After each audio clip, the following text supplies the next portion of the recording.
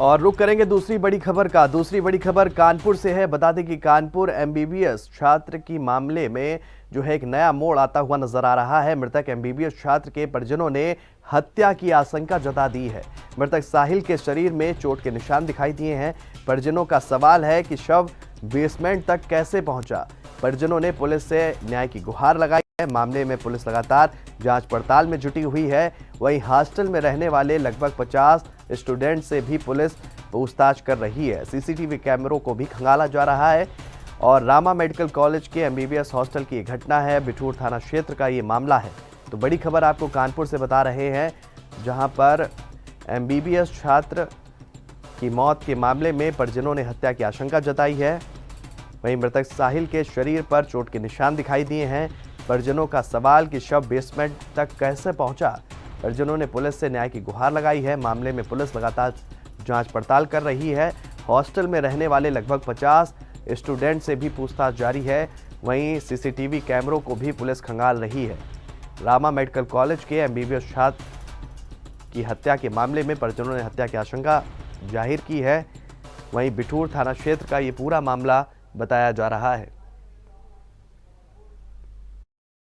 मेरा नाम सुमित सरस्वत है। मैं साहिल सरस्वत का भाई हूँ। मैंने मोर्चरी में जाके चेक कर लिया कि जो बॉडी है वो भैया की। भाई इसमें निशान लगे हुए हैं, निशान लगे हुए पीछे से और साइडों में चाकू से निशान मुझको महसूस हो रहा है। अच्छा, बॉडी आपने देख ली ना? देखिए मैंने देख ली। किसी के ऊपर शंका या वो है, किसी से शिकायत या किसी के ऊपर शंका? मुझको किसी से शिकायत नहीं है। जो आप कार्रवाई आप करोगे, आप अपनी उससे आप मेरा सहयोग करोगे, मुझको न्याय दिलाओगे आप। मेरे बच्चे के साथ में वारदात हुई है, उसको मेरे बच्चे की न्याय दिलाओगे आप। हम लोग तहरीर का वेट कर रहे हैं। जो उनसे पिताजी से मेरी जो है बात हो गई है और इनके आने का इंतज़ार हो रहा था। उसके बाद ही पीएम जो है परमिशन से रात में पीएम कराया जा रहा है, पोस्टमार्टम कराया जा रहा है। और ये अभी तहरीर इन्होंने नहीं दी है। तहरीर जैसे ही देंगे तैसे जो है जो तहरीर हो उसके आधार पर हम लोग अभियोग पंजीकृत कर आगे विधिक कार्रवाई करेंगे। अभी तक क्या क्या कार्रवाई कर चुकी है सुबह से? हम सुबह से जो है तो मतलब हमारे सीनियर अफसर सभी वहाँ पे मौके पे जो है कैंप किए हुए हैं। घटना स्थल पे जो भी चीज़ें हमारी फॉरेंसिक और डॉग स्क्वाड और जो भी सैंपल थे वहाँ से उठाए जा चुके हैं। प्लस जो सस्पेक्ट थे, जो लास्ट बीती रात और में जो पार्टी चली थी, उनके कुछ जो लड़के थे उन सबको जो है हम लोग पुलिस उनसे इंट्रोगेट कर रही है। वहीं साहिल के पिता ने पुलिस की कार्यशैली पर सवाल खड़े किए हैं। क्या कुछ उन्होंने कहा, ये भी सुनिए।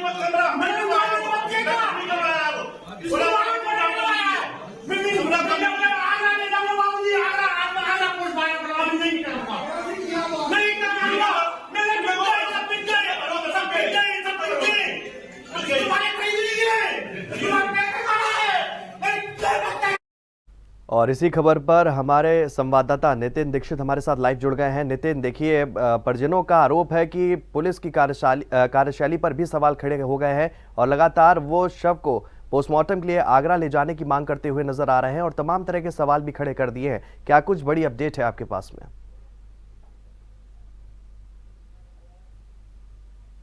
नितिन, आपकी आवाज हम तक नहीं आ रही है। अनम्यूट कीजिए अपने आप को।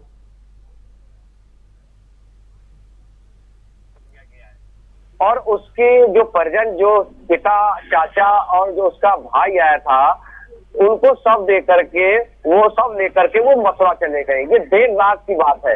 दूसरी सबसे बड़ी बात यह है कि जहां एक तरफ साहिल का जो शव है उसको पुलिस पहले नहीं दिखा रही थी। जो परिजन आए, जैसे अगर बात है चाचा, पिता और भाई की, तो जब इन लोगों ने रामा मेडिकल कॉलेज में द्वितीय वर्ष के एमबीबीएस छात्र की जो हत्या या दुर्घटनावश मौत, ये तो पोस्टमार्टम रिपोर्ट के बाद पता चलेगा कि हत्या की गई है या दुर्घटना हुई है।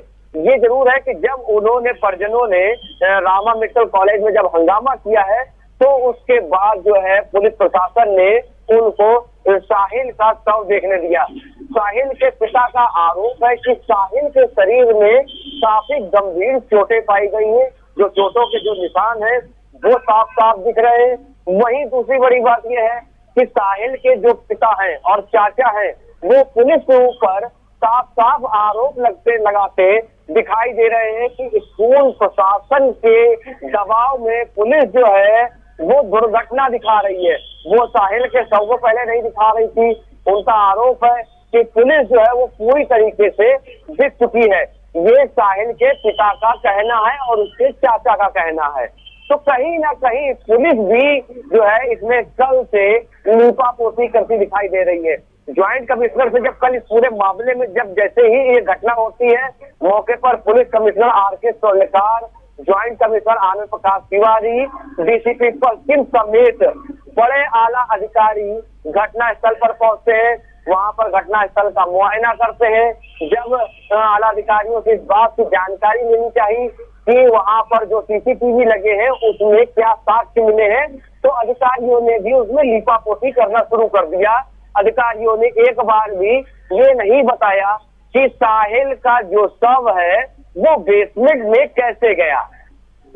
या तो किसी से उसका झगड़ा हुआ है, जो झगड़ा होते होते एक तरह से मारपीट हुई है कि उसकी मौत हो गई है।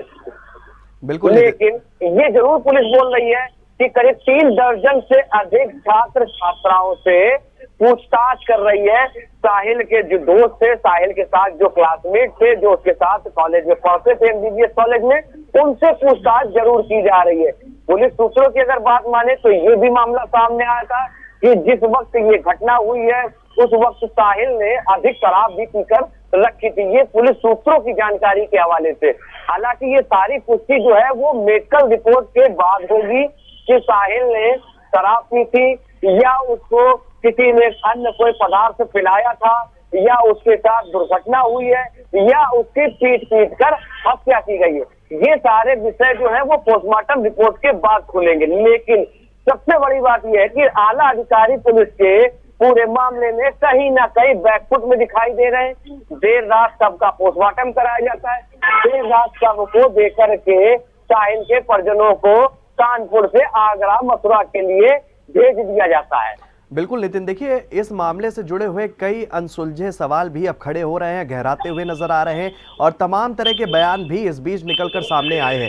अगर बात कर लेते हैं परिजनों की, तो शव नहीं दिखाया गया, इसको लेकर वो हंगामा कर देते हैं, कार्यशैली पर सवाल खड़े कर देते हैं। बात कर लेते हैं पुलिस प्रशासन की, तो जो है उनके जवाब है वो स्पष्ट नजर नहीं आ रहे हैं, टाल मटोल करते हुए नजर आ रहे हैं। अगर पूरे घटनाक्रम को देखेंगे तो क्या कुछ नजर आ रहा है इस घटनाक्रम में? अगर बात कर लेते हैं परिजनों का, तो क्या कुछ कहना उनका, और अधिकारियों की स्टेटमेंट की बात करते हैं तो क्या कुछ उनकी तरफ से अभी तक इस मामले को लेकर उजागर किया गया है?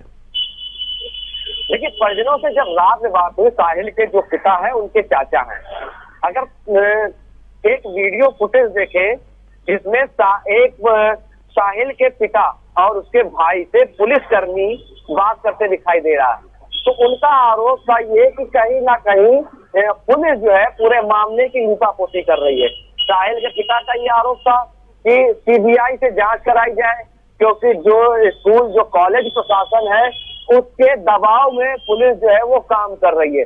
जब साहिल के पिता, चाचा और परिजनों ने जब हंगामा किया तो सब दिखाया गया। उनका कहना ये था कि सब क्यों नहीं दिखाया जा रहा था पुलिस परिजनों को। पहचान कराई गई, साहिल के भाई ने पहचाना कि हाँ ये साहिल है, ये उसका बड़ा भाई है, तो छोटे भाई ने भी आरोप लगाया। तो कहीं ना कहीं जो पुलिस का जो कार्यशैली का जो रवैया था साहिल की मौत के बाद, वो बिल्कुल इस तरह से कहा जैसे स्कूल पुलिस जो है वो उत्तर प्रदेश पुलिस नहीं, वो रामा मेडिकल कॉलेज की पुलिस की तरह काम कर रही थी। ये दिखाई दे रहा था। देर रात जब हंगामा होता है, पोस्टमार्टम हाउस में जब हंगामा होता है तो सब दिखाया जाता है। पूरे दिन से कहने का मतलब ये है कि फॉरेंसिक टीम भी जांच कर रही, सारी टीमें जांच कर रही हैं, लेकिन जो पीड़ित परिजन थे उनको तब नहीं दिखाया गया, हंगामा करने के बाद दिखाया गया। दूसरी बात ये कि साहिल के पिता वो सीबीआई जांच की मांग कर रहे हैं, वो कह रहे हैं कि पुलिस दिख गई है। तो कहीं ना कहीं जो पुलिस का जो कार्यशैली का जो लचर रवैया है वो वाकई में संदेह के घेरे में है। बिल्कुल, देखिए नितिन, आपसे ही जानना चाहेंगे, बात ये भी निकलकर सामने आ रही है कि हॉस्टल में पार्टी चल रही थी और पार्टी के दौरान किसी भी तरीके का विवाद होता है, इस तरह की उम्मीदें जताई जा रही, सूत्रों के हवाले से जो है जानकारियां आ रही हैं। और स्टूडेंट की बात करते हैं तो 50 से अधिक लोगों से बातचीत हो चुकी है, जो वहां पे पढ़ने वाले स्टूडेंट हैं उनसे बातचीत हो गई है। उनकी तरफ से क्या कुछ बड़े बयान अभी तक निकलकर सामने आए, उनका क्या कहना था, किस तरीके से विवाद हुआ, पार्टी में शामिल था, व्यक्तित्व कैसा था और क्या क्या उसके साथ किस तरह की दोस्ती में संलिप्त था साहिल? देखिए, पार्टी चल रही थी, ये तो बाद में पता चला है कि पार्टी चल रही थी, लेकिन अभी किसी ने ये नहीं बताया कि पार्टी चल रही थी। दूसरी सबसे बड़ी बात ये है कि मैंने पहले कहा, सूत्रों से जानकारी हुई कि साहिल ने अत्यधिक शराब का सेवन किया हुआ था। तो ये मामला जो है वो तो पोस्टमार्टम की रिपोर्ट के बाद ही पता चलेगा कि साहिल ने शराब पी थी या उसको किसी ने हत्या करने से पहले कुछ खिलाया या पिलाया है, कोल्ड ड्रिंक में डाल के अन्य चीजों। ये तो पोस्टमार्टम रिपोर्ट के बाद के मामले। लेकिन सबसे बड़ी बात यह है कि जहां हॉस्टल है, हॉस्टल में सीसीटीवी कैमरे लगे थे, अभी तक एक भी सीसीटीवी फुटेज के बारे में किसी भी आला अधिकारी ने नहीं बताया। तो भी ये जरूर, जैसे अभी आपने एक बात बोली है कि साहिल का शव, जो उनके पिता ने आरोप लगाया कि बेसमेंट में कैसे पहुंचा, अगर कोई किसी के शव को लाता है या कहीं से भी, तो जितने वहां सीसीटीवी कैमरे लगे हैं कहीं ना कहीं उनमें फुटेज जरूर कैद होती। ये जरूर हो सकता है कि सीसीटीवी फुटेज दिखाई नहीं जा रही है, बताया नहीं जा रहा है। ये भी हो सकता है कि जहां पर साहिल का शव मिला है वहीं पर ही मारपीट हुई हो, उसी जगह पर उसकी हत्या हो गई हो। चलिए, तमाम जानकारी के लिए नितिन आपका बहुत बहुत धन्यवाद। तो कानपुर से जुड़ी हुई बड़ी खबर आपको बता रहे हैं, जहां पर कानपुर में एमबीबीएस छात्र की मौत के मामले में परिजनों ने आरोप लगा दिया है, हत्या की आशंका जताई है, पुलिस की कार्यशैली पर भी सवालिया निशान खड़े कर दिए हैं। वहीं परिजनों का सवाल है कि शव बेसमेंट तक कैसे पहुंचा। परिजनों ने पुलिस से न्याय की गुहार भी लगाई है और जल्द न्याय दिलाने की बात भी कही है। तो तमाम बड़ी जानकारी, पल पल की अपडेट, एमबीबीएस हत्याकांड, माफ कीजिएगा, घटना से जुड़ी हुई हम आप तक पहुंचा रहे हैं।